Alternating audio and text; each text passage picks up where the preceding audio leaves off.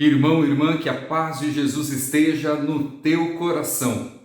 Eu sou o Henry, é uma grande alegria podermos estar juntos nessa introdução à carta de São Paulo aos Romanos, à Igreja de Roma.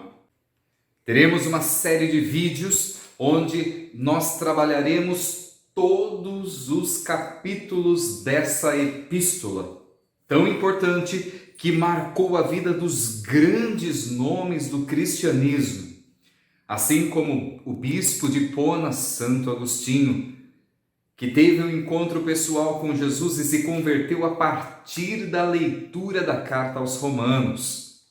Também temos João Crisóstomo, um grande homem, um grande pregador do século V, um dos maiores pregadores da Igreja Católica, chamado Boca de Ouro, que dizia que nós deveríamos sussurrar as palavras de Paulo e deveríamos falar em alta voz as palavras da epístola toda semana. E esse primeiro tema se refere ao contexto histórico, pano de fundo para a composição da carta de Paulo aos Romanos. Para isso, eu vou me fundamentar numa bibliografia, uma bibliografia que tende a ajudar a compreender sem ficar manco. Quando nós pegamos um dado histórico, nós vamos na história, nós vamos na Sagrada Escritura e nós vamos fundamentalmente na tradição viva da igreja. Por isso nós temos algumas divergências de autor para autor, mas a tradição viva da igreja nos dá uma fundamentação muito boa.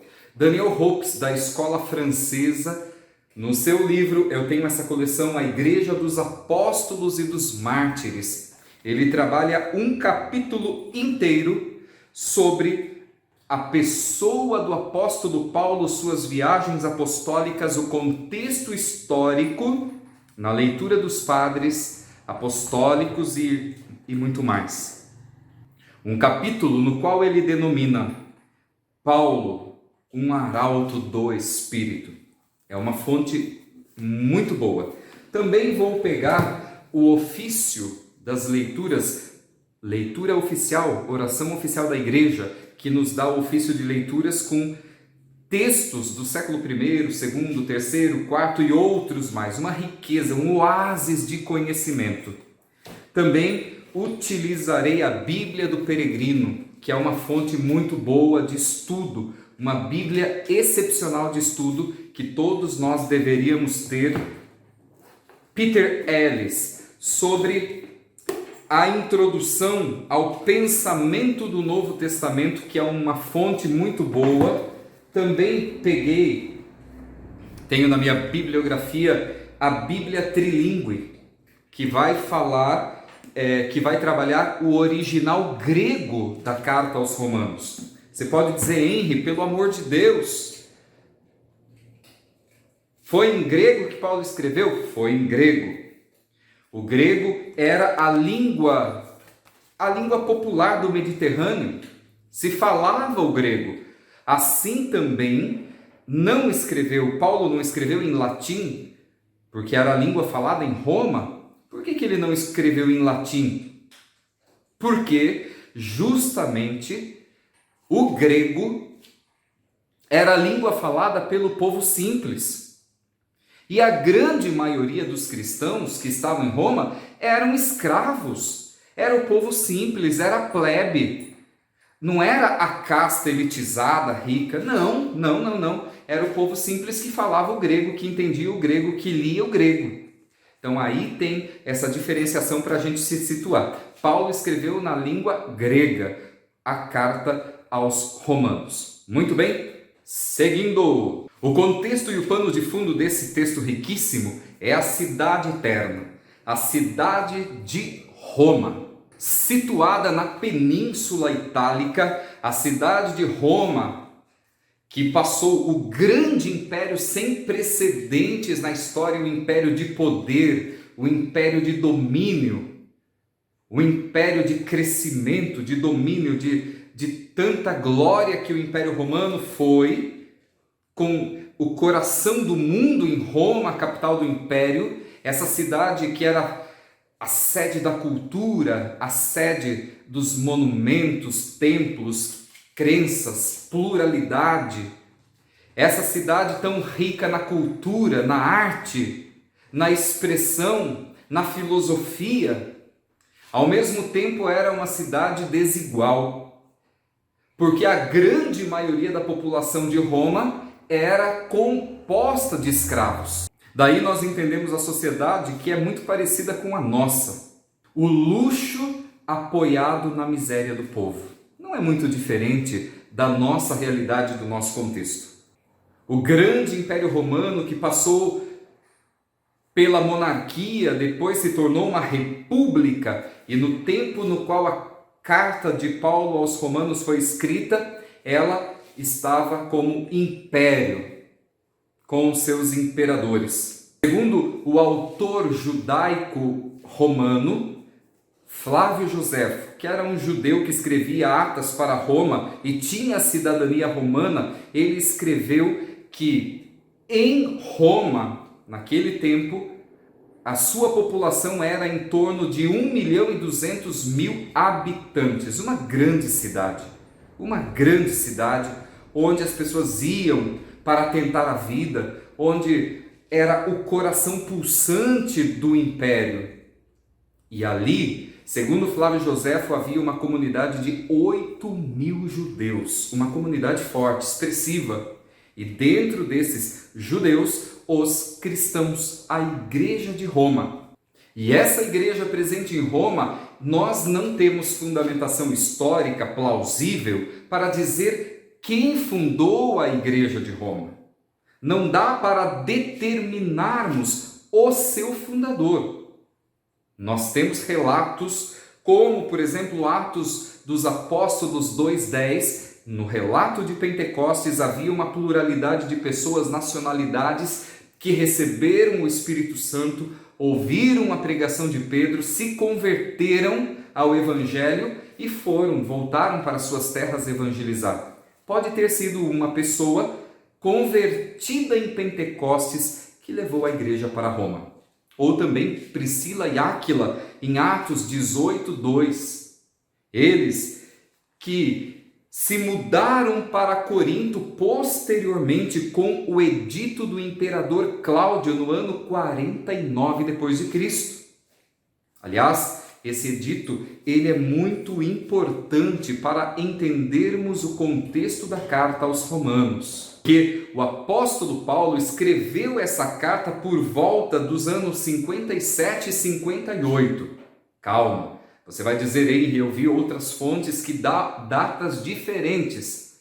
Como eu disse para você, eu estou pegando dentro do contexto da tradição e do magistério da igreja, de toda a riqueza, também dados da Bíblia do Peregrino, que tem em si, no seu corpo, exegetas católicos e protestantes que convergem no sentido dessa data.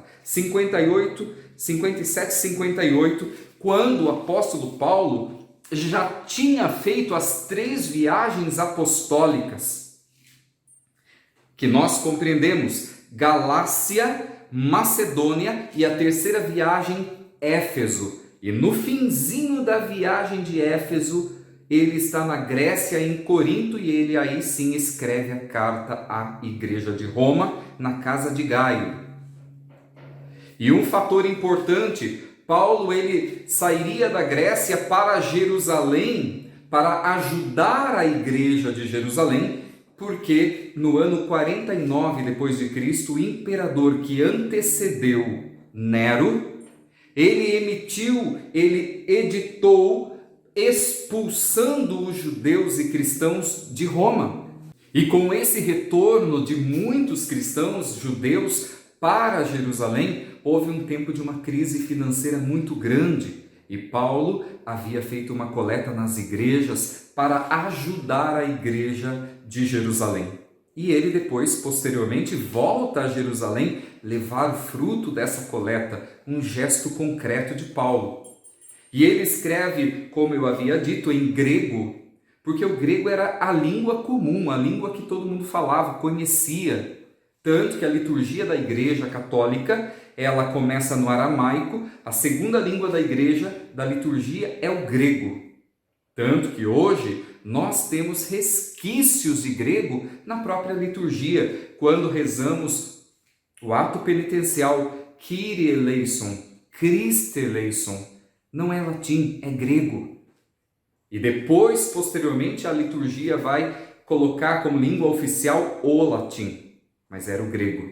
E Paulo escreve a sua carta já pensando em ir para Jerusalém. Quando ele escreve a carta, assim que ele envia a carta para a comunidade de Roma, ele vai demorar 3 anos ainda para ir conhecer Roma. Ele não conhecia, ele nunca tinha ido à cidade eterna. Daí alguns vão dizer e vão colocar essa questão: olha, mas Paulo ele faz uma série de apresentações, de saudações durante a carta, você vai ver. Ele faz várias saudações, ele trata os cristãos de Roma como velhos amigos. Como assim, velhos amigos, se ele nunca foi a Roma? Diz relatos que ele encontrou esses irmãos na igreja de Éfeso. Posteriormente, ele vai a Roma e encontra e convive com esses irmãos. Outra questão que se coloca, alguns autores protestantes dizem: olha, se Pedro estava em Roma, como que o apóstolo Paulo não saudou o bispo de Roma? É óbvio que ele não saudou Pedro, porque Pedro não estava em Roma quando ele escreveu a carta. Pedro vai posteriormente. E também Paulo vai 3 anos depois de escrever a carta. E Pedro será bispo de Roma, mas isso é posterior. Claro, não havia necessidade então de saudar alguém que não estava. Isso é evidente. E uma característica histórica da comunidade cristã presente em Roma é que a maioria da comunidade convertida era proveniente do paganismo e outra parte do judaísmo. E era uma temática já presente na igreja em várias partes. Essa temática da igreja judaizante e da igreja dos gentios era o pesadelo de Paulo. Foi o enfrentamento do Concílio de Jerusalém, quando Paulo enfrenta Pedro, que privilegiava os judaizantes cristãos. E Paulo, apóstolo dos gentios, vai defender a liberdade no espírito que nos torna iguais, a circuncisão do coração. Esse contexto da igreja de Roma trazia essa preocupação de Paulo e ele escreve um tratado soteriológico pela salvação, a fé como condição de salvação, a fé em Cristo que nos torna livres. Então esse grande tratado, esse coração, eixo fundamental da carta de Paulo aos Romanos, que é a salvação pela fé, tratado soteriológico, vai ser então o tema central, fundamental.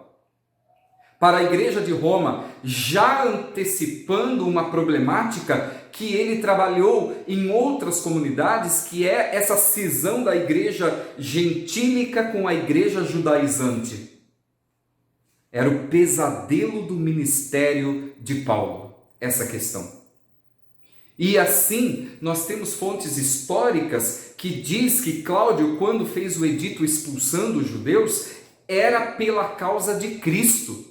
Já era por uma problemática da comunidade que estavam causando certo tumulto. Com certeza havia uma divisão, havia uma problemática em relação a isso. Porque Cláudio colocou que uma das causas da expulsão era a causa de Cristo. Assim, nós entendemos um pouco sobre esse contexto da comunidade de Roma.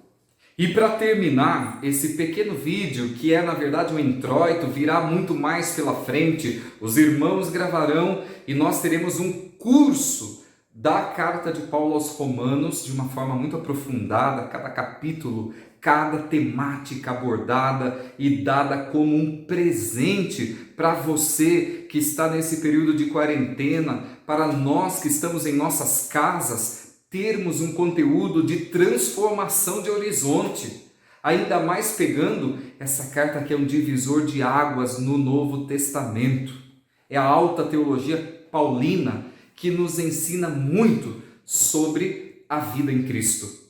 Para terminar, pegando aqui essa introdução da Bíblia do Peregrino é muito boa. Se você tiver a oportunidade de ter essa Bíblia de estudo, tenha. É uma recomendação muito valiosa para quem estuda a Sagrada Escritura.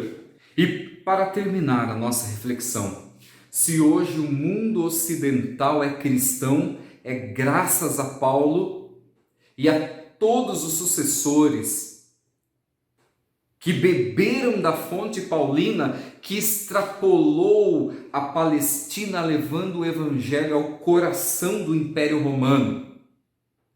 Paulo nos ensina o caminho de missão, o caminho de estar numa igreja em saída constantemente. Essa igreja que o Papa Francisco pede, uma igreja em saída, uma igreja em diálogo, uma igreja que extrapola os rincões da igreja para dialogar, para viver o ecumenismo, para viver o novo de Deus, para conhecer realidades jamais pisadas, para levar o evangelho que transforma as realidades. Assim Roma foi cristianizada.